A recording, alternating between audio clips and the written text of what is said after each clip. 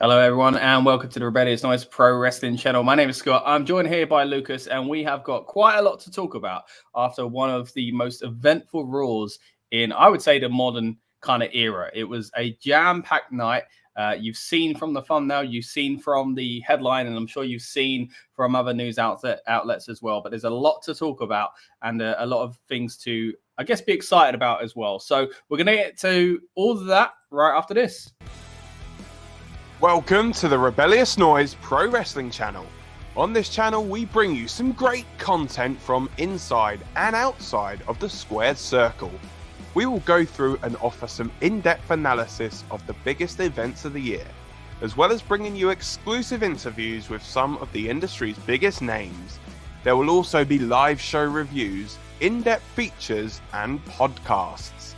So make sure you give that subscribe button a slam so you don't miss any of the action.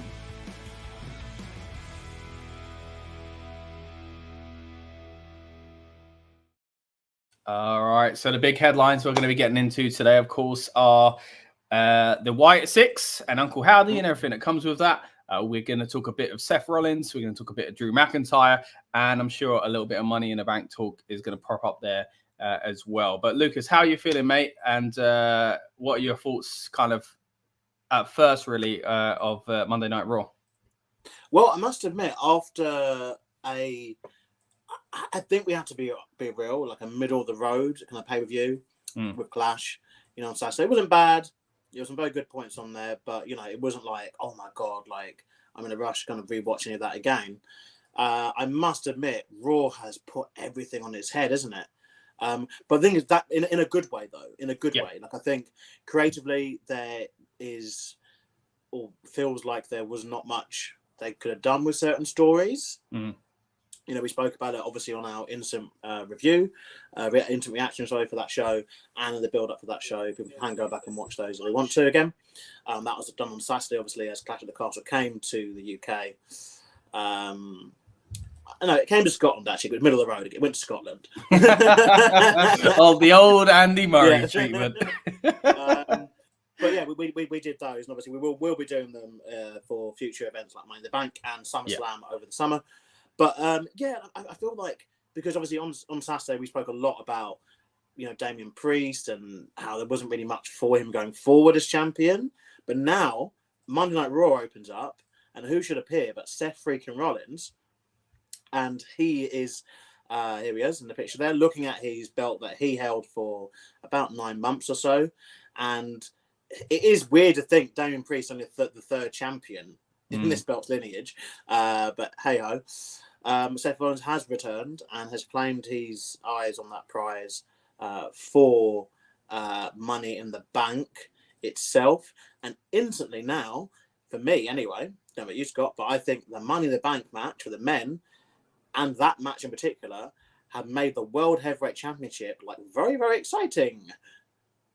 Yeah, I would agree. I mean, the only thing I'd kind of be hesitant to get too excited for is the fact that Seth went away for a bit and he come back straight away into that storyline, which is kind of frustrating because as much as I love Seth, the title reign was going on a bit anyway. But I guess I know it's not really a thing anymore, but the old automatic kind of I was going to say refund then rematch.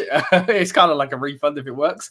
I mean, him coming back and getting that straight away, but as you said, we were talking after Clash and then even before Clash about what does Priest do if he keeps the title, and now that he has kept the title, well, I guess an easy way to get him to wherever we're going next with that title and with Priest himself is to kind of just slot in someone like Monday Night Rollins once again.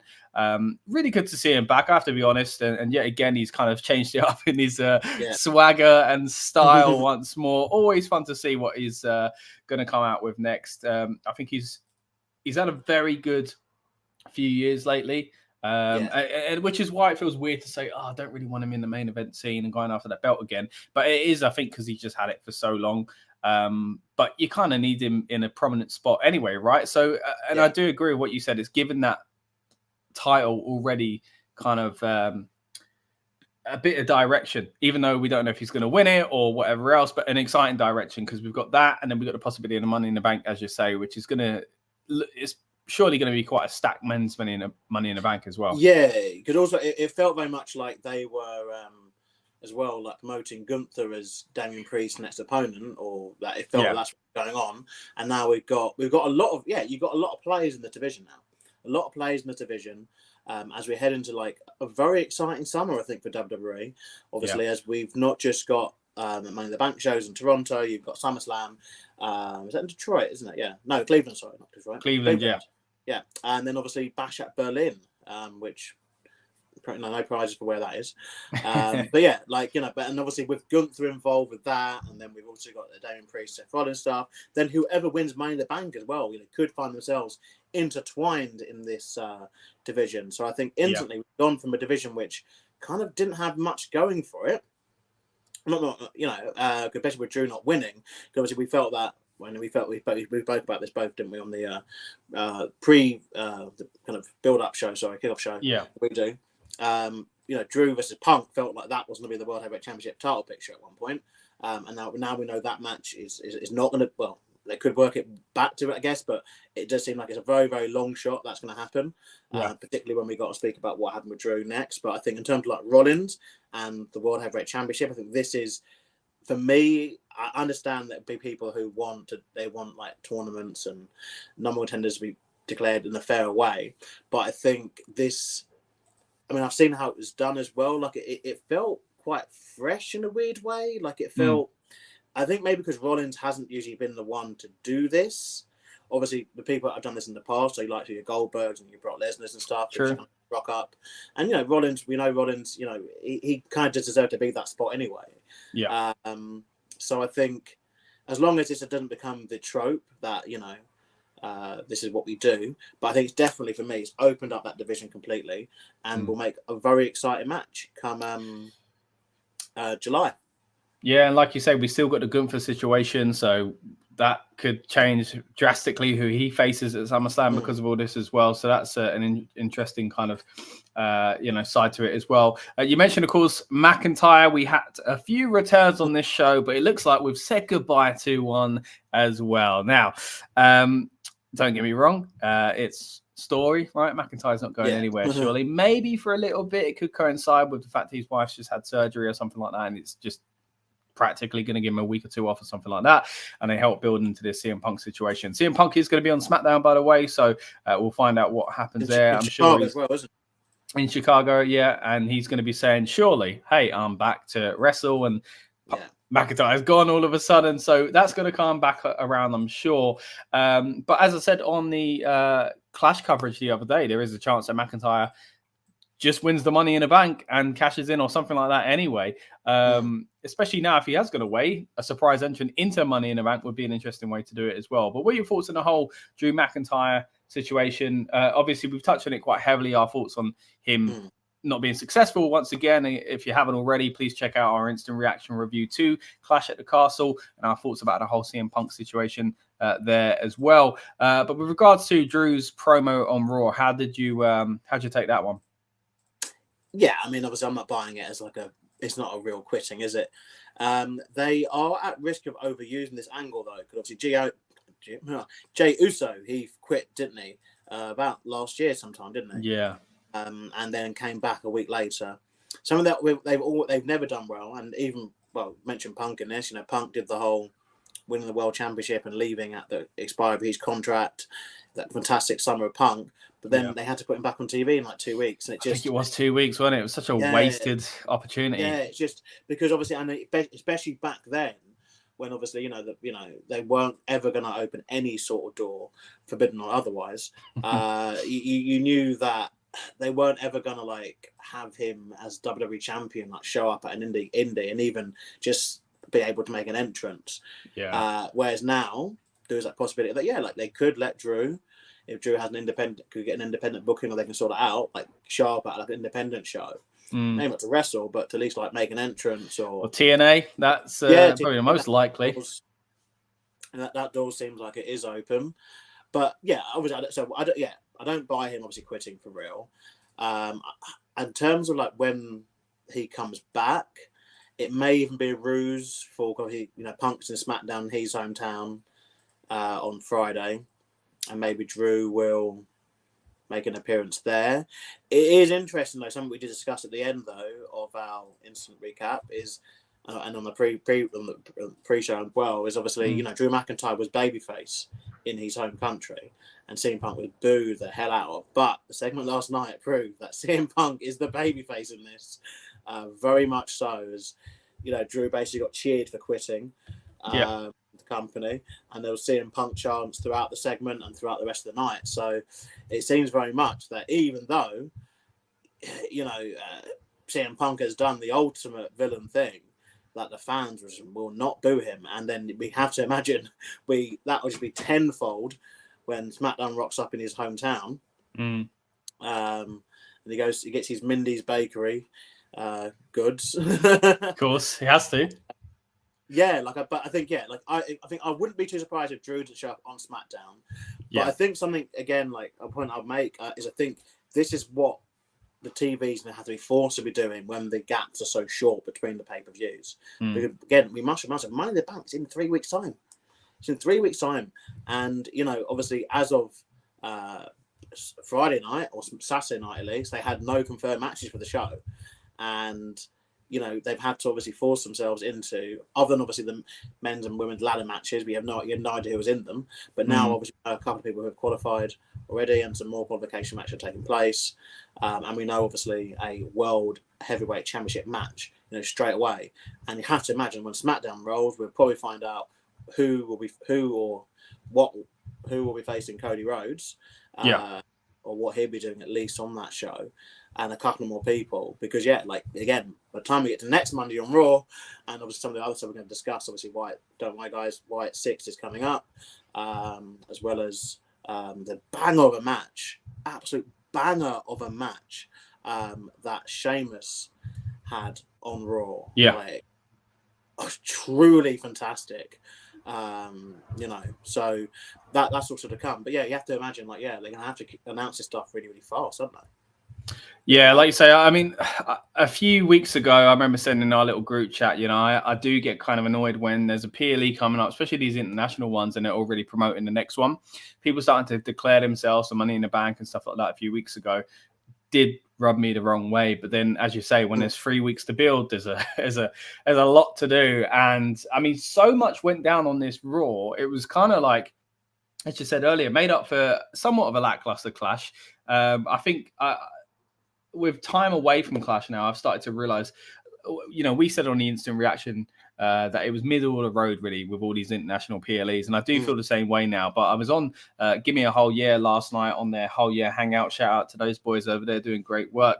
But they invited me on as a guest, and we were talking again about Clash, and I was saying, look, I've come away from it a few days now, and I think my opinion of it's dropped even further. And I'm not saying it's a bad show, but it just was inconsequential. And a big part of that was, you know, the Otis situation not turning. And we actually got that, of course, on Monday Night Raw. And to their credit, it was only 24 hours after I thought it was already too late. But it got a massive reaction there as well. So I'm glad to see that Raw was so heavy hitting. But it does make me wonder, why couldn't some of this stuff happen at Clash? And then there's also the possibility that, I mean, Tozawa weren't at Clash. I don't really know why. I don't know if that's been reported or anything like that. Maybe that's all it was. They were holding off to have all of them there as that symbol of the three of them walking away, which I do understand. The Uncle Howdy situation, which again we will be getting to in a moment as well, wasn't at Clash. But hey, you can't complain too much when you had a pretty good PLE and then a really good Raw, which is a bit of a weird way around to do it, but still quite an enjoyable. Talking to the Money in the Bank, Lucas, have you seen the new poster has been revealed for Money in the Bank? Yeah, I've seen that. So here it is. We've got Yeet Man himself, or Yeet in the Bank, as you can see. This is a new poster. Probably, I don't know if it tells us much about who's going to win it or anything like that. I always think back to the classic Money in the Bank poster of Hornswoggle and Big Show reading a bedtime story for the most famous Money in the Bank of all time with CM Punk's whole Chicago deal. But yeah, does this give you kind of any indication as to, you know, who might be winning it, or do you simply think it's the Yeet Man himself just getting a bit of a shining light that he quite rightly deserves, to be fair? Yeah, I mean, didn't he announce that he was going to be in it or something before this? Yeah, a few weeks ago, and then he won on Raw. Okay. So, I don't know whether they're backtracked with that or that was something he just went into business himself with. But I don't think it really tells you he's going to win. I think, like, it's just a nice little poster that's happened, and it happens to be him on it because he's the first person to qualify. Yeah. I don't think he will win, but then I guess we have to see the kind of full field that we've got, as well as obviously just find out obviously what Cody's doing as well on the show, because that will, I guess, it may sway a favourite to come out somewhere at some time. But I think, what you said about it feeling a bit less important. I kind of feel that it already kind of was there anyway. Like, I think maybe on the night, maybe a lot of it is because we're watching it at a good time. And I think there was it was a bang and I quit match there, but you're right in the sense of like that match being really good, yes, but that match meaning a lot to Cody's reign as champion or to anything going forward, like probably not in that spot away. Like AJ Styles isn't someone really who is going to be a jeopardy to like someone like Cody Rhodes. Like, we spoke about him on the show quite a lot. And so how much we love him. It's the fact that we know that he's kind of on these last few matches and just kind of filling whatever criteria he wants to fill, and that's fine. But to the storyline point of view, it doesn't really go like, I can't, Cody Rhodes made like AJ Styles like quit, like it's going to mean something big. Like no one's really talking about it anymore, And you mentioned obviously about the Chad Gable, the notice thing, and obviously we have to talk about Chad Gable later on. Anyway, as it seems that he may be resting in peace. It seems like it. But in terms of the Otis storyline, I think that I still didn't think that that's the final thing though. I thought he's turned, but there's still like something else to come of this chapter, but I don't know how they're now going to get to it with obviously what happened at the end. Exactly, of the show. That's what's kind of throwing this spanner in the works, right? We were talking the other day. You were saying does this storyline even continue with Sammy? It doesn't look like it is. Sammy's doing other things now, and that looks like that's really heating up. By the way, Kaiser and Bron Breakker as well, but so it doesn't look like it's going to take that turn. But it would be very weird if they've just decided to kind of kill Gable off for a few weeks or anything like that, because he's still massively over. Like that storyline is still massively over. It needs to go somewhere. So if he's going away, again, we'll get into why it looks like he might be away for at least a little bit in a while, but it's a bit of a strange time to use him, right? Or to kind of divert attention towards him from another story. The only thing I could think of is obviously last year, when they had the Becky Lynch and Trish Stratus rivalry. Yeah. And then that was apparently meant to be on the SummerSlam card at one point.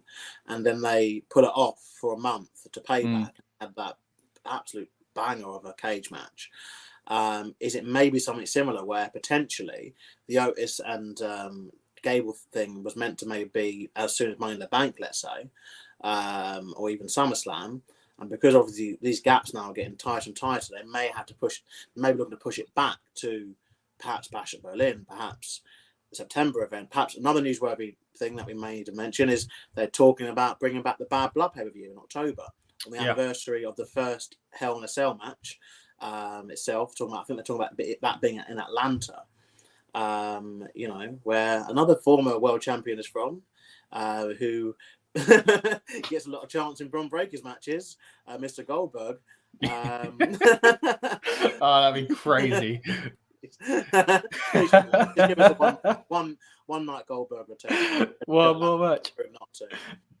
But no, I think so maybe something like that where they're looking to pause it and then resume it and have that bang of a match later on down the line. Obviously, last summer, it's just mad to think that at one point they were trying to obviously keep Ronda Rousey in the company and they're trying to please her and we know how that worked out. They gave her that match. What match was it? Like UFC rules match or whatever. It was. Was it Fight Pit or was it something like the Fight Pit? I can't remember what they branded it as. It seemed different. No, they wanted a Fight Pit match, didn't they? And it became like a UFC match in a ring or something. I can't quite remember what it was. I think it was MMA rules, wasn't it? And it just didn't work. I mean, obviously, then Ronda left the company and has pretty much buried everyone in the entire organisation for the past year. And then obviously what we got out of it, the Becky Lynch and Trish Stratus cage match, which was fantastic. And then we had Zoe Stark as part of that, and she hasn't found her feet. Kind of since that rivalry, and obviously Trish hasn't made another appearance in the company, yet. But yeah, it might be something like that, like where they're pausing it to maybe do it at a later time. It's a very weird way to pause it because, again, I guess we may as well just get to the end to what the crux of the night. I guess. I mean, at this point, so it's probably what's on the thumbnail anyway, and what everyone's here to see, or hear us speak about at least. It is, of course, the debut of the new faction, the Wyatt Sicks, and Six is spelt like illness, the illness sick, not six the number. So we had. At the end of Raw, the clip basically, by the way, is on all of WWE social media platforms. Go and check it out. And I don't know, do we kind of just talk people through it? And if you haven't seen it, a prolonged sequence at the end of Raw. The main event of Raw was won by Jey Uso, a triple threat match, and he qualified for Money in the Bank. He got his moment where everyone doing the yeet, yeet, yeet. And then they did the infamous lights going off, which as we used to mean the Undertaker was coming, but now we know that it's usually going to be something to do with the Bray Wyatt situation. And yes, we got the lights coming off, and I must admit that production-wise, this was probably the best production I think I've ever seen in WWE. It was great, but that's a big claim. But yeah, you'd be hard pressed to find something else. It is, yeah. I think in terms of a full sequence of how it was done, and they've done little things like here and there that have looked good as one-off things. Yeah. But I think in terms of the whole sequence that involved obviously multiple persons, a makeup department, the sound, everything about it. I think the edit, the cuts between it, and it was the other cuts. It was one camera, wasn't it? On the moment. Yeah, I compared it on X to the iconic scene from Goodfellas. Move over, we've got a new one. But such a fantastic scene. Don't get me wrong, gets a lot of praise that it deserves. But it did remind me of that in a weird way. That single shot following all of it weren't following one person. It was like we was on like a roller coaster or something, like a fun fair ride. Do you know what I mean? Where we're going through seeing all these different things that happened, and as you say, we'll kind of walk through what those things were. But I'm with you, man. I think production on this, and like you say, when you had those extra layers to it, like makeup and all the things that had to go right with it, it's incredible how they pulled it off. And I think it is a testament to the differences that have been kind of brought in lately. And I do think some of these new camera shots are fantastic. We saw that incredible one on Raw as well with the spear and whatever else. We've seen loads of backstage stuff that one story merges into another and then they walk through Gorilla, which I think all of that stuff played into this being so cool because Gorilla is something that used to be seen in documentaries. Now it's something that we have seen in shows, and some people might think that's a bit too much peek behind the curtain, quite literally. But I think for scenes like this, it really does help establish how kind of crazy this is. And it was the best way to pull it off behind the scenes. Must have been weird in person to not actually see much of what actually happened other than the same as we saw it on TV, basically a big old screen. At least they saw the moment when they came out. But yeah, I'm with you. I thought it was one of the most kind of cool looking segments we've ever seen. Yes. But yeah, let's go through it, as you say, like kind of bit by bit. So we started piano. So we started off top with the lights going out, then on the stage appeared Nikki Cross, looking absolutely horrifying. Terrifying. I mean, that is absolutely world-class special effects. This is where, look, I'm a film buff. Like, I love my movies, and I'm just like, wrestling just gets such a crappy treatment when it comes to like stuff like this. But this is like this is world-class. Like, this is world-class makeup and performance that went into this. She comes out and she goes near the infamous lamp. The camera then pans backstage where I forget which order it was. Was it Dexter Loomis and then? So we saw Loomis and Gacy, but before that, we actually did see Eric Rowan was the first person we saw backstage. Incredible little kind of moment there as well. First one you see, I think the one that I wanted to see the most getting a job back. He was there. Of course, when Bray passed away, they brought him back for the night. He did the same thing during the AEW presentation, celebrating the life of Brody Lee as well. And both times I thought, this guy deserves a job. Like he was very entertaining. And a little call back to that really is the hammer, it seems. The Bludgeon Brother past of him and Luke Harper as well. And he, of course, is playing the rabbit little character. All these are playing the characters that we would have seen in Firefly Funhouse, now finally brought to life in this stable as well. But yeah, Rowan was the first one we saw. Yeah, Rowan was the first one we saw. And then comes from me the first problem that we saw. So amongst, this was all fine. So the first bit was fine, I think, in my opinion, where he had Nikki Cross on the stage, go backstage, he wrecked Rowan. But then you see Gorilla and you see a vast amount of people downed. But as part of the downage, you see someone who is sat up against the wall and there is a large blood mark around this person's head. Yeah. And for me, I just think this is now taking this too far. Like, I understand, we've countless times you've done the whole, like, wrestlers attacked and no one's seen who's done it. You've even seen wrestler attacked and the person standing over them, so with the weapon or something. Yeah. Just in the blade and like, oh, I've attacked you. But because, we don't actually want to do this angle because it looks dangerous, we're going to pretend it was done. And, we're not idiots as fans. We can put two and two together. Yeah. But I think for me, I just think when you're trying to, again, this might be where they were getting going when they watched Goodfellas, I guess, for the shot. But, for me, seeing the implication that someone's had their brain either blown out or hammered out. Yeah. I think in a family-friendly company and in terms of the wrestling side of things, like, what does this mean? I just felt, and then, we go to the final room and we see one of the main people really that we saw in this was Chad Gable, who earlier in the night, by the way, he had the bunny appear during the segment that he was in backstage. And this is another thing we talked about. You talked about a minute ago there, didn't you, Scott, about how these shots, how Raw just feel like it's all kind of one thing that's happening that everyone's aware of. And, like you had Gable obviously in the ring at one point, then you had Gable backstage, then you had this segment with Gable. And again, that for me is problematic because why they targeted him? Like, is he dead? Like, yeah. I mean, with both of these, it did look like trying not to get in too much trouble on this website, but a pew to the head, and he had like what looked like a hole. And as you say, the one of the extras had it on the wall, and it was a bit like, because if it weren't that and it was the hammer, which kind of I think maybe they did mean it to be, and now it looks like something else, and they probably didn't even think that it could look like the first example. Then the problem there is still going, why in the ring is Rowan not splattering heads? That's where they will come into these issues. It's like the issue you had with the Fiend match against Finn Balor at SummerSlam when he did the neck snap. It's like, well, what? Like you're acting and pretending that you've just severed someone's neck from their body, but then this is meant to be a sport where we know, especially with WWE, how it's been since they've gone PG, and not, there's not a slate of the PG actually, because some of it is actually, really good in terms of like the actions that have changed, but we know in terms of WWE, they are very safe.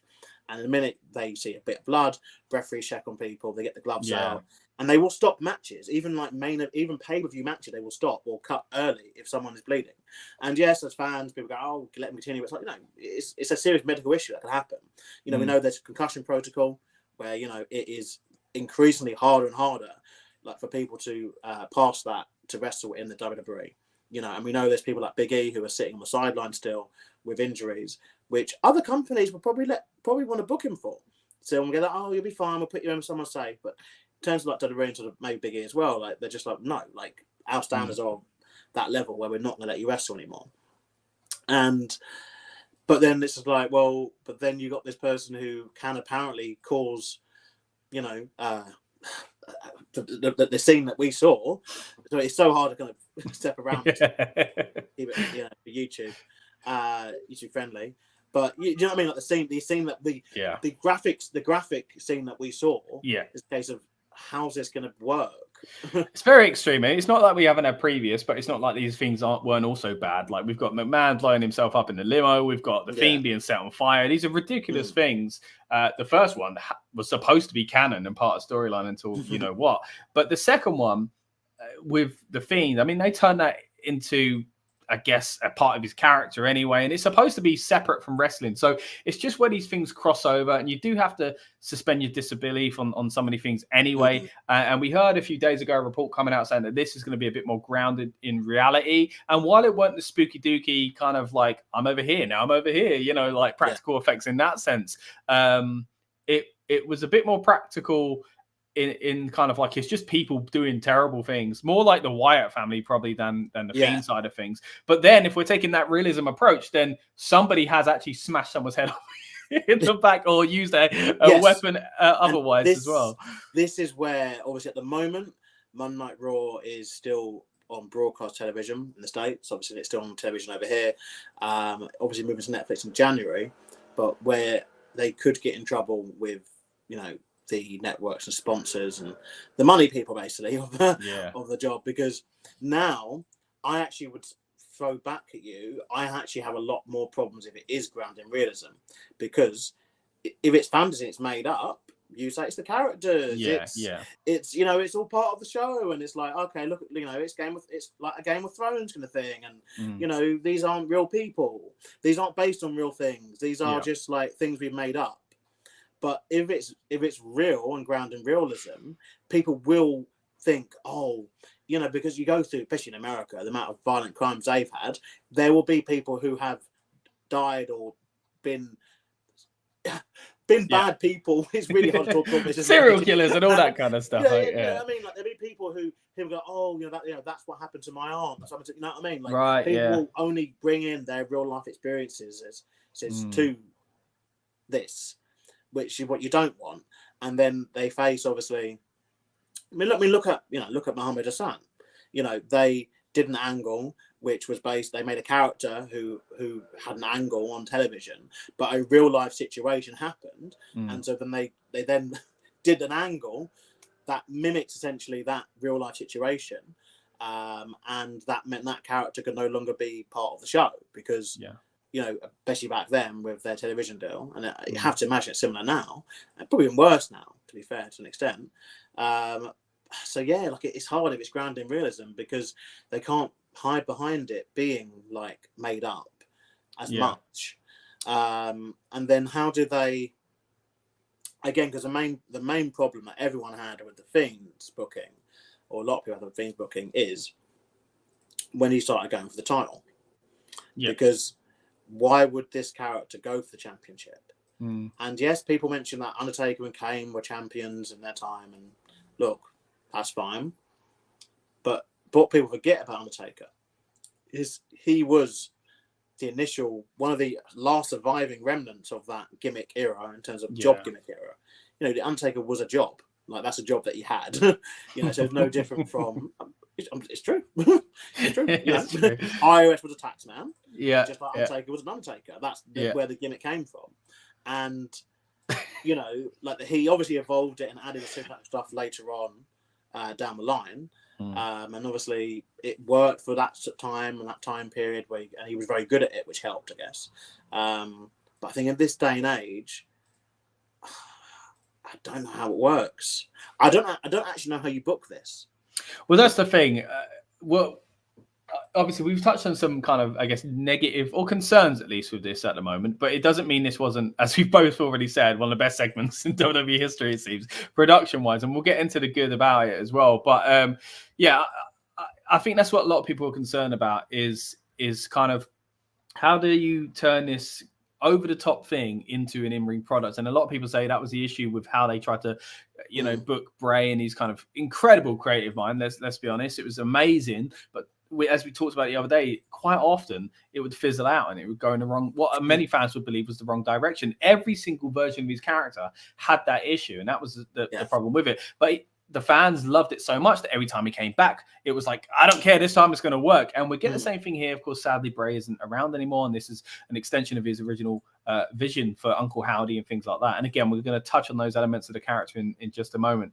But it will be interesting to see, as you say, how they turn this into kind of a realistic thing. And if they are going to do that, maybe we should kind of step back and go, you know what, this, and it wasn't that paranormal or anything like that. It was spooky, don't get me wrong, but maybe it was that kind of one-off because it had to be big. I think the arrival had to be big. It was incredible production. And maybe in the future, we don't have anything like this again. They just carry on with the spooky stuff in the ring, but they don't kind of do the old Undertaker lightning bolt type stuff, you know, because as fun as that was to see as a kid, don't get me wrong, it also was another example of taking you out of that element, really, of it being a sports product. Yeah, I mean, that's kind of what... Or the other question as well, like I said, so we've touched, so just to touch on the members again, so who we've got Nikki Cross, who was the first person we saw. We then went backstage and saw Rowan. Like you said, I'm with you, great to have him back. Always thought he was underrated and, you know, mistreated. And it's weird that he never kind of signed anywhere after kind of getting released in 2020. I think he was one of the first ones released, wasn't he? One of the first group got released and then, you know, made a few appearances in AEW. Apart from that, hasn't really done much. And then we got Joe Gacy, and Dexter Lumis, who had been missing from WWE for a long time. Makes a lot of sense now. His gimmick originally as well wasn't getting over on the main roster. It wasn't working, and I think I said to you before, like I found it very, very weird. A stalker gimmick, basically being a babyface in this day and age with how the world works. Like I don't understand, like. You know, I mean, there is another storyline going on at the moment that is also kind of like that with the Dom situation as well. But that's another topic for another day. But yeah, I get where you're coming from. I guess this is a similar kind of thing, though, isn't it? People like the kind of the bad guys, really, the heels and the cool side of it. And especially in this day and age, you say in this day and age in the real world, but in entertainment, come on. How often are we looking for the new Netflix show to kind of deep dive into about, you know, this terrible thing that happened? But I think the ceiling was definitely there, Dexter Lumis. I think it was always going to be a case of like, you know, a few people think, oh yeah, it's cool because we like insert show name on Netflix. Yeah. But it was never going to. It's got a ceiling. Yeah. You're never going to be like, oh, here's, you know, you couldn't have a pay-per-view where the challenge of the world championship is Dexter Lumis. It was those words were never going to exist, and potentially you could argue with the performer as he is. Probably it might never ever exist anyway, no matter what he does. But his character would have needed to evolve and tweak from that. And so I think it's the right move for him. Joe Gacy had been doing a lot on NXT. Weirdly, they had started kind of adding a lot of production elements to his matches before he left NXT, which is interesting because usually you think if someone's departing, that they would kind of just dial it down and wouldn't kind of add stuff to it. But they had already kind of added the kind of upside down thing to his entrance, and he was doing kind of weird stuff in his matches already. And he kind of had been doing the whole like won't stay down, like kind of no selling kind of stuff they like these kind of characters to do. So one might think this might be an extension of that same character that he might bring onto the main roster, which could be interesting. And then obviously, Uncle Howdy, you know, Bo Dash, we have not seen wrestle for the company for a number of years now. But that completes the Wyatt Sicks. Again, Six spelled S-I-C-K-S, not six like the number, which a lot of people are thinking that potentially Alexa Bliss may come into this later. Let's touch on that, actually, because obviously originally when it was all put out there by Bray himself, there was a figure of six, right? And when they spell it, they use the number 6 part of the second S in a word. So they're still using the number and are playing words with 666, okay? So do you think that there will be a 6th member? Is the 6th member Bray? Or is the 6th member Alexa? Because I do think, because you mentioned there about Gacy and Lumis and the things they were doing in WWE, it does look clear. And we got to remember, these are guys that were rumored like a year ago to be part of this stable. And it's actually come true. Like the same people. It couldn't have been a coincidence. Or that WWE went, you know what? I like that from the fans online. And every single one of them put in the group. So and no one different, basically. So I do think that this was, apart from Bliss, I do think that this was supposed to happen a long time ago with these people, which to their credit, because of what happened, they had to kind of just move a few parts and maybe not put people. You couldn't bring Rowan back 6 months ago or anything like that. Now it makes sense if this was always the plan. But with that in mind, do you think therefore the plan was, because they did tease the Alexa side when Bray had come back as well, just a little bit. There are a few of those little things going on around her segments. So do you think Alexa's going to come back into it, or do you think the 6 refers to Bray Wyatt? What are your thoughts on kind of membership for this stable? Yeah, I think the 6 at the moment it's one of those they're going to use like that ambiguity too. I think potentially at the moment, especially when we're keeping the Wyatt name, I believe it refers to Bray Wyatt.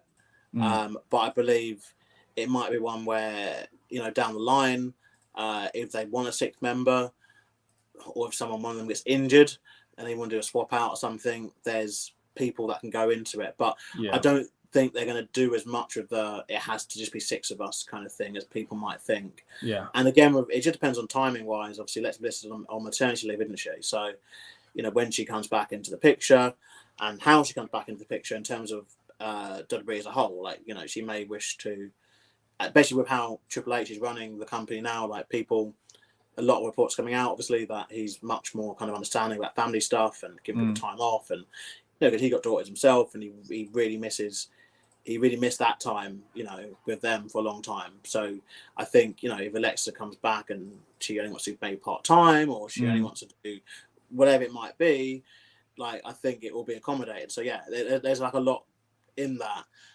It would help make the stable quite interesting. It's not interesting already as it is, but because obviously having 2 females in a stable with, 4 guys, I think that sets up matches. Again, the next thing we have to discuss is how are they looking to be used? Is there a single? Because we're so used to we call it I call it the evolution model, or the 4 horsemen model, I guess, where you have your one main guy, your world champion, and they form a team of people to have around them, essentially. Like Lucky, we've seen this since the dawn of wrestling, essentially. We've then had table, and then usually the stable would, the perfect stable in many people's eyes is, a singles wrestler, a tag team, and a woman. The woman back in the day would be used mainly as a valet, but now obviously can be used as a competitor.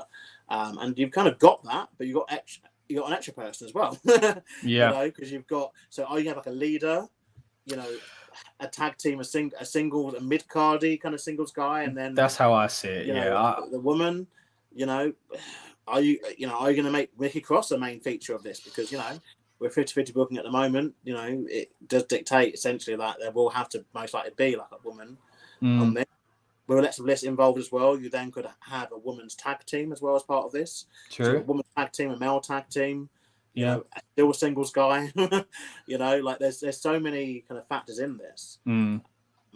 It depends how long this storyline runs for as well, because I think at the very start, they're not all going to get in the ring. I think 1 or 2 might. I think the most likely is probably going to be Gacy and Loomis as a tag team or something like that. That's what I'm thinking too. Rowan maybe in an IC kind of mid-card level at some point, and Howdy is the leader, therefore maybe getting title shots. Nikki Cross, I think, maybe wouldn't wrestle at first, because then it'd be more like the Judgment Day, where every single one of them does have that role. But because of their characters, it's a little different. They kind of need to be, I guess, mysterious and not all wrestle at once and be like, oh, the card's full of, because it's a different kind of group, ain't it? So I think it'd be interesting to do that. What's also quite interesting as well is their presentation in the ring. Will they look like their old selves with a few just gear that refers to it, like the Judgment Day do? Or will they add more into it? Will they wear parts of their masks and less kind of elaborate versions of them or something like that? Because what's interesting about this and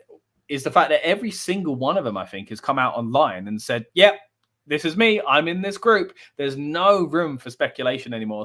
Like when Bo Dallas first came back, it was like, we think it's Bo, but they haven't said it's Bo. Now it's clear. All of the newer members to this kind of stable have basically said, look, it's me. We're here. We're doing this. So it'd be interesting to see how much they hold on to their kind of original characters, or I guess mix that up with the actual kind of new side of things, where they are playing pre-established characters that were basically nothing to do with them before. If we run through some of them now, we've got Bo Dallas, of course, playing Uncle Howdy. That is a new character, don't get me wrong. You've got Joe Gacy, who's playing Huskus. Eric Rowan is playing the Rambling Rabbit. You've got Nikki Cross, who's playing Abby the Witch. And then Dexter Loomis is playing Mercy the Buzzard.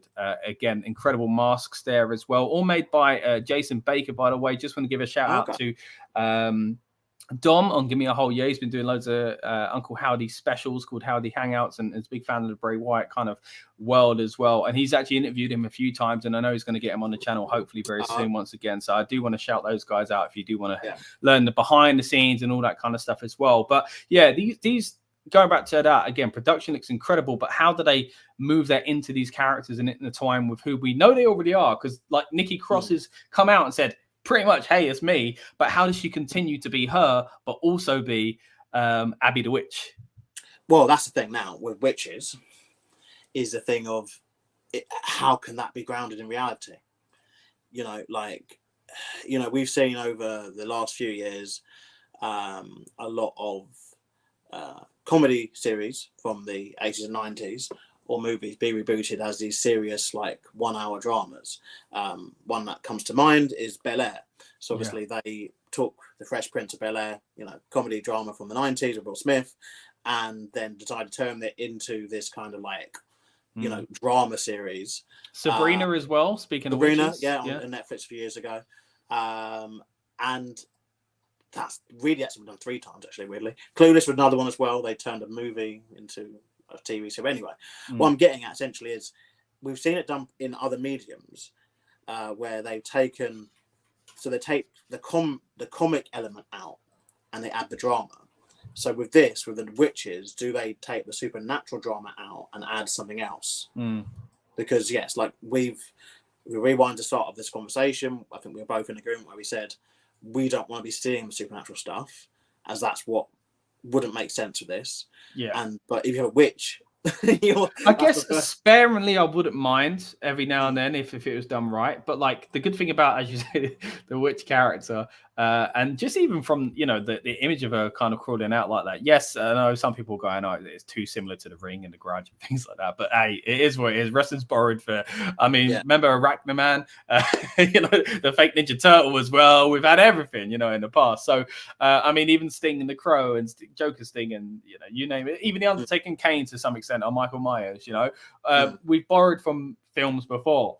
What you can do with this Abby character / Nikki is that she can just do the kind of Bray Wyatt stuff that he used to do anyway, like the backward, not necessarily the exact same thing, but like Bray was a character that was just like every now and then, especially the earlier Bray, that just did something really weird, and you went, oh my gosh, he's really weird and creepy. But it was still grounded in reality. He was just a cult leader who kind of did some kind of spooky stuff as well.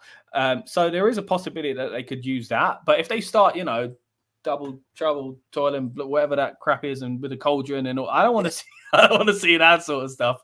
But I don't think it's going to go that far. Hopefully not. Anyway. I don't think so either. Obviously, then you've got the masked characters, the masked sportsmen again, where obviously we're going to go with Uncle Howdy being the leader. That's fine. We're separating from this at the moment, but then you have to imagine the other 3 would take off masks and then would have maybe face paint, maybe they've got different haircuts or something from their previous personas in the company. Like I said, it'd be interesting if Dexter Loomis has still got the moustache, you know, because that was a big part of the Saw gimmick, you know, it was a big part of the look, wasn't it? And then obviously whether they maybe like cover up tattoos or if they get extra tattoos potentially, and then obviously gear wise again, like what they do, like obviously Loomis wrestled in like jeans before as a stalker. Like, does he keep that? I mean, that wouldn't probably look too out of place, I guess. I don't know, because it's hard. It's always weird when these kind of characters have wrestling gear though, because it's like, where are you getting it from? Like, you know, I love Undertaker playing to pieces, but come on, Undertaker, where was you getting wrestling gear from? Yeah, like, true. Yeah, do you know what I mean? Especially when he started wearing like the MMA gloves and stuff. You're like, hey, wait a minute. I thought he was a zombie. You can't tell me it's undead character.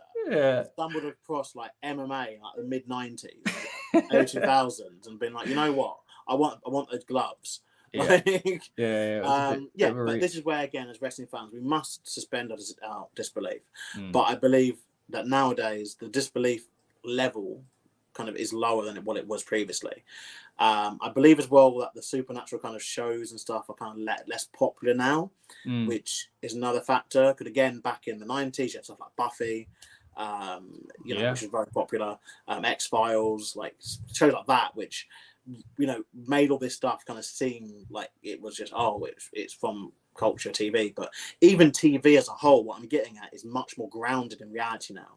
Like I said, comedy series become dramas because Hollywood determined that people prefer things that are real, and I guess because reality television merged into scripted reality, merged into kind of documentaries and all this kind of stuff, that's what people watch. People want to watch the true story behind something always. And so it's interesting that, it will make sense if this is more grounded in reality, like we said previously. Then you've obviously got in this the fact they're still using the lantern, which is very key. Again, a homage to obviously Bray, and the Firefly stuff is still going on, and the "We're Here" thing. That was like the last was said on the broadcast. Now, something you touched on actually earlier, and I always make this kind of weird, is like obviously, so this was the end of Raw, obviously. Yep. So Raw had a main event. Obviously, like I said, Jey Uso won the main event, and this happened after the main event. But like, what do they do like at the end? Like, because the stables come out, said like one line. Yeah. Title cards come up. Like, do they just like leave?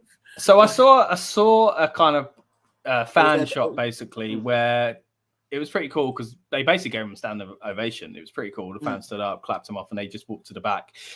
They did flash up. I'm sure you would have seen, and I'm going to quickly do it now to terrify everyone as well. Whoa, there we go. They flashed up. I couldn't help myself. They did flash up the Nikki Cross image. It came shooting towards the screen, which looked pretty cool, by the way.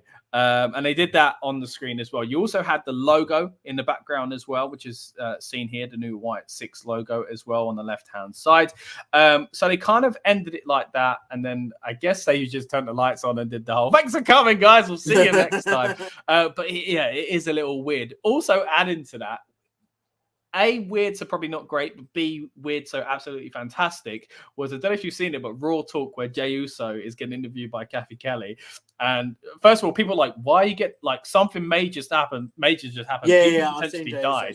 But Jey Uso, to his credit, was hilarious on that, being like, look, I reactivate the Fireflies, but you can have them back, and gave credit to Bray and kind of nice little tribute there as well. So that was funny what they did, but it does, again, bring us back to that issue of, like, how does life continue if it like in this kind of bubble, if this stuff's going on? Like, it is quite strange. And then SmackDown, like, how are they going to refer to it on SmackDown as well? Well, yeah, and how are they going to have the show set up? Are they going to have like extra? Are they going to like move Gorilla to like a certain position, like, or maybe saying we're doing it externally or something? Do you know what I mean? Because it's like, like show them in the cabin outside or something, just to really play up like to when, it. The Young Bucks gimmick in AEW, like when they're kind of invading the production truck. It's like, well, we know this is going to happen, or this has happened previously. Like, wouldn't you then get extra security, or you'd move it somewhere else, or you know what I mean? You'd make some sort of, because now, like, this is where, again, that line is obviously it's been blurred like so much nowadays. But it's now where real people are at jeopardy, not just the characters on the show that we watch. Your makeup artist, or your seamstress, or you're one of the numerous, again, this might be where we need to applaud actually the numerous people who work, for professional wrestling that do not take a bump or are seen on television at any time. There's a whole army of these people, isn't there? Especially in an organisation the size of WWE, to do a production and the set and setting everything up. But these people are now at jeopardy when they come to work. True. Potential. Very bad harm. They should do that. Like, they should have cameramen shaking, like the cameras move. Like, they should do that. Play up to it. I would actually have SmackDown start with like cameraman again to get them on television as well and get them some credit. A lot of the people again in these departments, again, it's noted by a lot of people that a lot of people in these backhouse apartments have worked there for 20, 30, maybe even 40 years. We're talking like since, WrestleMania 1 era. And then obviously they've never been on television, never probably got a credit to their name or anything. Obviously they got paid, but Yeah. But it'd be a good one to have like production staff and some camera people be like, yeah, we don't feel comfortable. Yeah, I ain't working. Yeah, or even like Samantha looking behind her shoulder when she's like you could even announcing. have like a cool thing of like maybe like trainee wrestler or like an NXT wrestler having to film the start of the show on their iPhone or something. We cut to the back and the camera's on the floor, and then it comes to Triple H going, "What the hell's going on with production?" And like, the guy's scared. He dropped the camera. He run. He must have seen something. Like they can play up to it. Like it would be cool if they did that. But especially with the that's the technology beauty being good now. Basically, obviously before when I've been again, something I'll touch upon with this is when they've done lots of stuff before, like in the 80s, 90s, even the 2000s, it was very sketchy. Technology hadn't really caught up with this stuff. But now it is a case of, especially with pandemic era WWE, and wrestling, it showed that, if you've got a good phone or an iPad or something, you can record like decent footage and decent content. So it might be where they could utilize some of those things to help with this angle. But you still like the problem of, you're still mixing in this thing with the real, and where do you stop? Like where do you stop? And we've seen a lot of this stuff happen previously, like not a lot of this stuff, but the kind of thing like Retribution. Remember them when they debuted and they kind of I was going to say earlier, because I've seen some people compare this to like basically the supernatural version of Retribution and the Nexus. Like it's those two things, but the newer version of that with a supernatural twist. It seems how supernatural it gets, we don't know. But it is that kind of underutilized talent kind of taken over, saying there was going to be this massacre, and now we've seen it. That's what's fun about this, because we've come out of this and we're not the only guys going live tonight or anything like that. So fully appreciate everyone that's joined us, by the way. Would love to hear what you think about what went down on Raw and what's coming next for the Wyatt Sicks and these other stories we've been talking about as well. But essentially what I'm getting at is that this is a story that's created an incredible amount of buzz, just like it did when Bray first came back as well at Extreme Rules. And if you want to see our thoughts on things like that, we got that in the archive. And when Bray did sadly pass away, we did a huge tribute show to him as well, talking about, whether or not this kind of stuff could be done again. And we also touched on it the other day, didn't we, Lucas, whether or not we even had the appetite to see it. Yeah. I do think, though, since this happened, it's proved, because I looked at it, when I woke up, that video was on just over 500,000 views on YouTube. I watched it a few hours later. It was at 750,000. At the moment, let's give it a little check at the moment as well, because I imagine it is going to be one of the most watched clips in 1.4 million views already. And it's just going up and up, because so many people are interested in this kind of story, for good or for bad, and however it's going to get realistic or not realistic. That's the beauty of stories like this, and WWE at the moment, to their credit, that we're just so abuzz at the moment, because we just want to see what happens next. Yes. I think obviously with this, we're conditioned to knowing kind of what will happen next, in terms of like this stage, at least, as we will either get the same thing again or a similar thing again, and then eventually we'll have to do their famous WWE exclusive. Of course it is, because it's your company. Like, good scoop, guys. Not the only beef I have with it, but anyway, they talk for the first time. Yeah, which will obviously be when, and WWE like doing it increasingly in recent years, where they would talk for the first time and we won't really get an answer. They'll do a thing where they kind of half talk, and then an attack will happen or something, an angle happens while they don't get to finish their talk, and then they will do another thing again, and it will kind of drip out from that.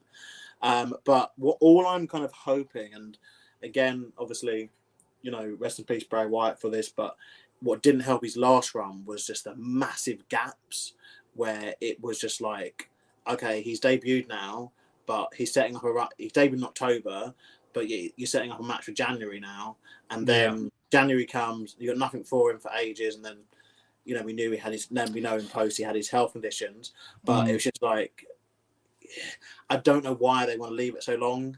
And it happened previously with Sting as well. Like, like Sting made an appearance at Survivor Series, then they set up a match at WrestleMania 6 months later, then he comes back in September. Do you know what I mean? And then by well, it was based September, October, wasn't it, when he was, forced to retire initially. And it's just like, don't leave it too long, basically. Again, it could become a victim of the 5-match pay-per-views, though, where we know at Money in the Bank already, we've got 3 matches. Yeah. It's only 3 weeks away, as you say. Yeah. So. And we're probably going to get a Cody match, so that's 4. Like, do you, can you fit the Wyatt stuff onto that? Probably not. I guess they're the kind of group that can be a segment, though. So there is that, or an attack or something like that. But I think you're right there. That was a big issue for me as well. Just how long it took to get to where it needed to go when Bray come back. And I do think, though, looking back, I remember we were really confused when he was coming back because we're like, is he going in this feud? Is he attacking this guy? I think it was just that they were ready to bring him back.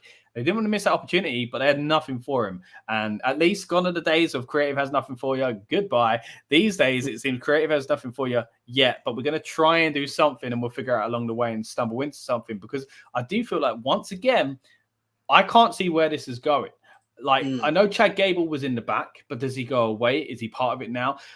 Is this where he brings in the Creed brothers to kind of get his back up or something like that? Yeah. That could be interesting, but that's something we're establishing new as well. We don't need new against new. So that's potentially going to be a problem. Look, not saying it could be entertaining. Plus, Chad Gable's the villain as well. So it's like, Wyatt Sicks. I mean, it's really odd. Like, who are they going after? What are they going to do? This is the thing for me. Like, are they going to appear on SmackDown next, or are they going to be on Raw next? Are they going to attack some?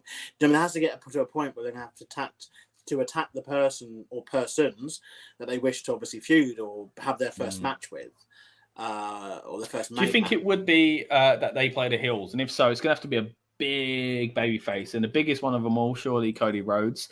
Doesn't seem like it's going to be him just yet. It needs to be someone big straight away, unless it's maybe Randy Orton or something like that, but he's been involved in these kind of stories before, so I'm not sure if that would truly work. Then you've also got Jey Uso, who's kind of busy and kind of jokingly played it off at the end of the Raw talk, as we say. You've also got Sami Zayn, who again looks busy for the next few weeks anyway. So it looks like there's nothing for these guys to really do as far as sink their teeth into an actual story until maybe, as you say, after Money in the Bank. And maybe until then is when we do get the shaky cameraman. They get involved in the other matches. Yeah. In some capacity. But yeah, it's very difficult to decide, because obviously they have to weigh all that stuff up. And again, you touch upon Jey Uso's comments, and this kind of lies the problem. So, wrestler Earthquake, mentioning it at random, right? The story on the Earthquake and Hulk Hogan had in the 80s, where Earthquake, kayfabe, broke Hulk Hogan's ribs. That was allowed to exist because you didn't have social media back then, where after the show, Earthquake would go on and be like, or someone else would go on and be, do you know what I mean? Like, and laughing and joking about it. Quake. Earthquake broke Hulk Hogan's ribs. Hulk Hogan went to the hospital, and then, as far as you saw as a television viewer, Hulk Hogan did not reappear until the match they had. Yeah, no Twitter, nothing.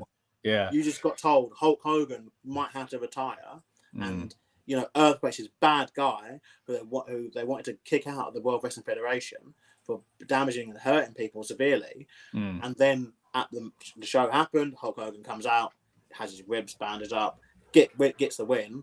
But then what I'm getting at is there was nothing in between. Whereas now you've got social media, which people, again, it does seem like it's much more lenient on the Triple H, which is both a good thing and a bad thing. See Tony Khan, I guess. But it is where one of those, with this kind of story, people have to be, you can't really have your talent like laughing and joking about it, because you're trying to get it over as serious. And then, like I said, we're now merging in real life. Like, there's cameramen and women and production people who are apparently now, not with us anymore. Oh, we're laughing about it. There we go. They're not with us anymore. True. Then, you got Jey Uso just going like on Raw Talk and on his own Twitter as well, and being like, "Oh yeah," like laughing and joking about it. Like, bro, they worked with you. Yeah. It's because part of me doesn't see a problem with the Jey Uso stuff because it plays into his character more. But then, like you say, then we're supposed to. It seems like maybe you think that these people aren't really around anymore, well, which is just if crazy. Jey starts doing it, then other people, other people start doing it. Yeah, become one of those. Because obviously another exchange I saw earlier. So obviously Jade Cargill had a slip in the match, didn't she? She slipped off the ropes, unfortunately, trying to do a springboard in the women's tag match. And, Shayna Baszler put out, one of the defenses that was given for Jay was that there were problems with the ropes throughout the night. And there did seem to be some sort of problem because you had the Damien Priest slip up as well and other bits and pieces. But, it did seem that people, that the excuse that was given was that the ropes were not good. But Shayna Baszler, she said that obviously, ropes broke when you do it.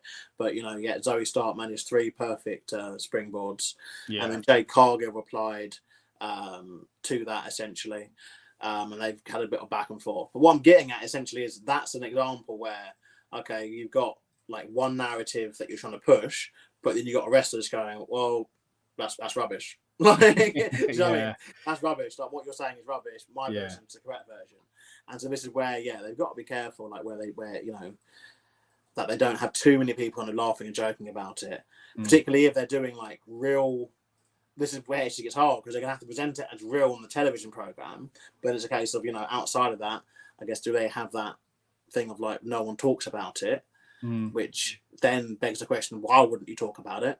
Sorry, like why wouldn't you? Yeah. Like any interview done tomorrow, for example, throughout today, with any WWE wrestler, and they do not get asked about that angle, and it's stupid because you have to imagine that now it's the biggest thing in the company now, for now anyway, and it's had this real implication. So anyone who answers it with any level of like not being serious, like it buries the angle and buries the company in a weird way, So it's but I'm with you. I don't know where they go. Like I think maybe there'll be a couple more of these, and then they do the talking thing. I guess maybe they'll time it. Like I said, maybe after Money in the Bank. Yeah.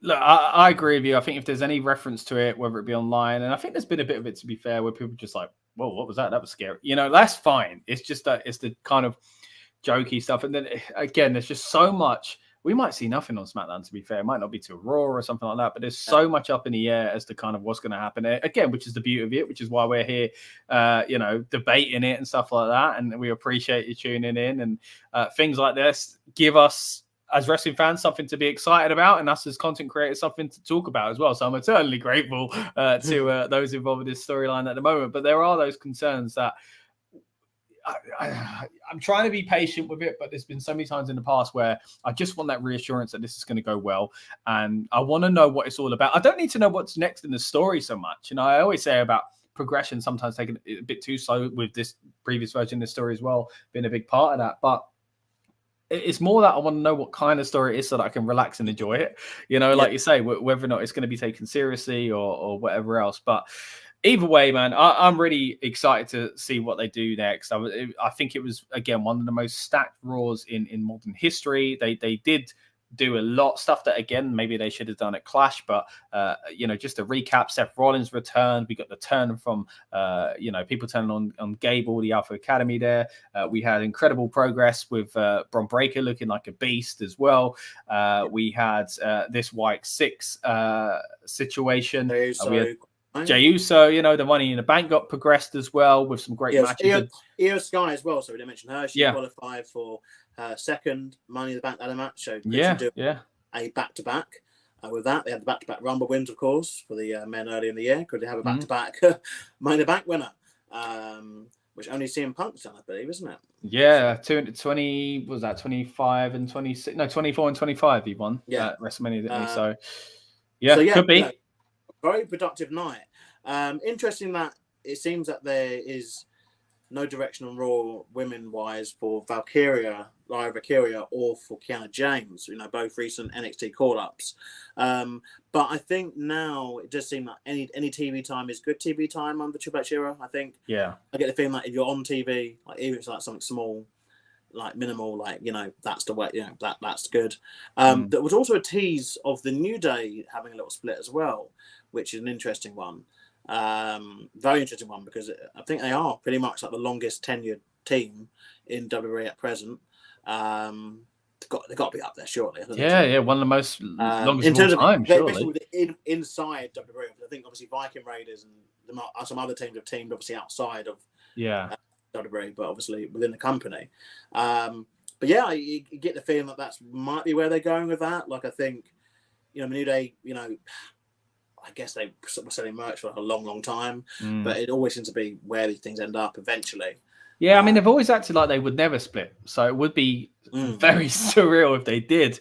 There's only so much they can do with them now, but I think they like that USP, really, of them being the only people that don't ever turn and whatever else. But, needs must and all that. Maybe there is room for that now. I do think is that they're going to tease it, and then Big E will come back as like the mediator / the kind of guy to kind of... That'd be nice. Maybe that's where we're going with it, yeah.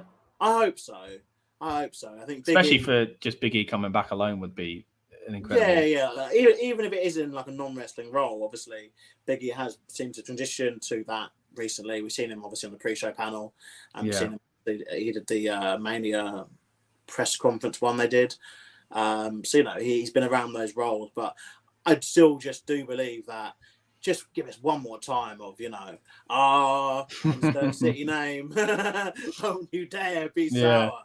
I think just hearing that one more time, come on, that's going to, Yeah, you always think about those return pops and how the music hits and stuff like that, but just hearing his voice would be like, I mean, at the moment, like say, he's on TV, so people might still think he's not actually back, but if he comes out and the next second you see him actually in his wrestling gear as well, would be pretty cool. They could even lead into an obvious return. They could do a kind of mystery partner type thing, which would be absolutely incredible if the two of them come out and then point it to the back and he does it. But hey, that's fantasy booking for another day. If you haven't already, check out our interview with Big E. Such a great guy. Yeah, that's why I mentioned him. WWE chat. Thanks for helping me plug there, Lucas. But if you haven't already, check that out. We've got plenty of other interviews on this very channel as well. Had the pleasure to talk to the likes of Finn Balor in the past. Rhea Ripley gave us a great interview as well. And then last year, heading into Money in the Bank here in London, we had a great chat with the likes of LA Knight and Zelina Vega, just to name a few as well. So if you haven't already, go and check those out. Before we do start wrapping up here, Lucas, just got a few smaller pieces of news that I wanted to kind of bring up as well. So we've mentioned quite a bit, of course, about the Wyatt Sicks, how that links as well with the Wyatt family.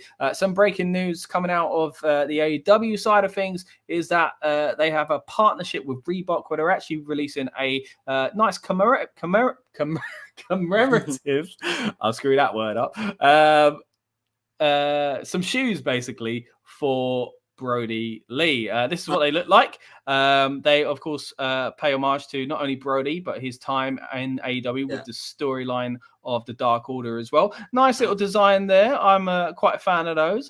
Who knows? I might have to put those on my Christmas list. If you haven't already, check out our review we did of the Ric Flair Dame Sevens on the main Rebellious Noise channel as well. But what are your thoughts on this little collab between AEW and Reebok here?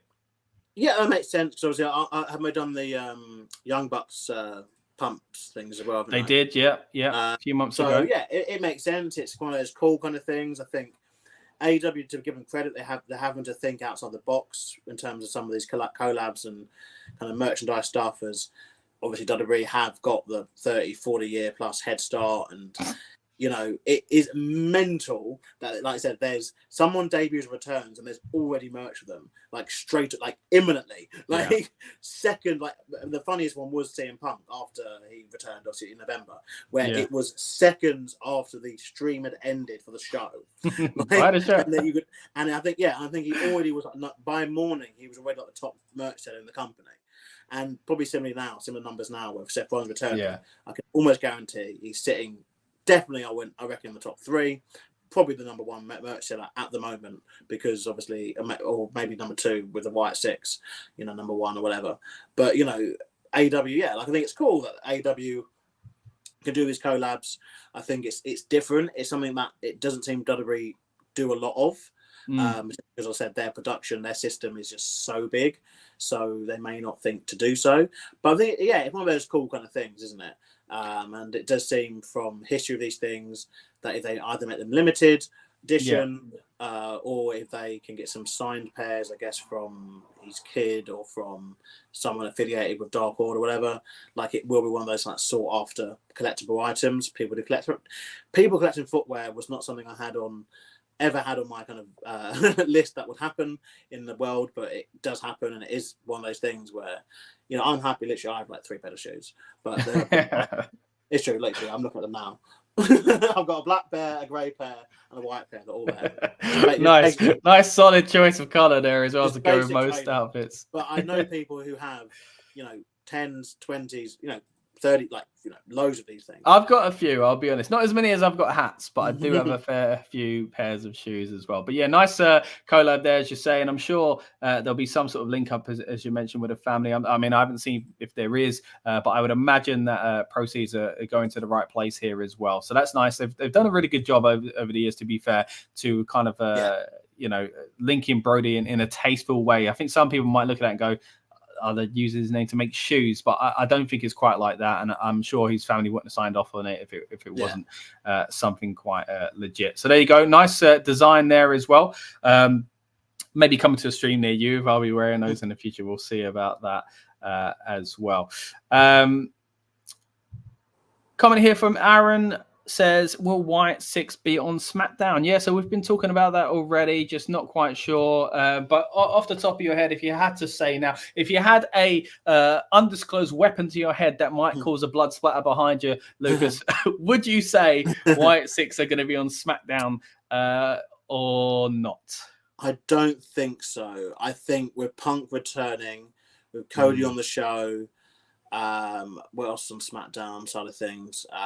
They've probably got something with the women, I'm guessing. You know, Bayley, Nia Jax. I think that, there's probably not enough of a spot for them. I think they'd want the big angle to be CM Punk kind of hometown return and that kind of angle, and then obviously whatever happens with Cody, whatever happens to Cody is probably secondary. And they may even have a big return on SmackDown because, you know, as we know, the networks in America get very, very kind of jealous of one another.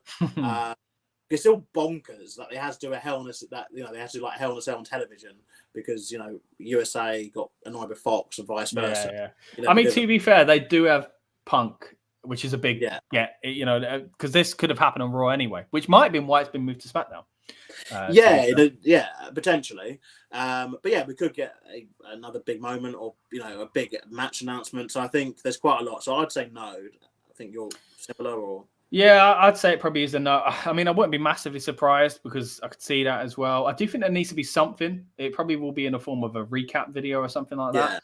But even if not, there needs to be something. If they do have, like, you know, I know there were like Uncle Howdy's hat in the background and things like that. If they have something like that going on, then the fans in attendance might feel a little shortchanged that they didn't get to see this big, exciting angle payoff when they went to the next live presentation. Might be a little bit disappointing for them, but for purposes of TV, I think it probably makes a little bit more sense to kind of maybe not have them on because of what else is going on with the show as well. But again, if they did show up on SmackDown, I'd be all for it as well. Probably give us something new to talk about, so that'd be nice as well.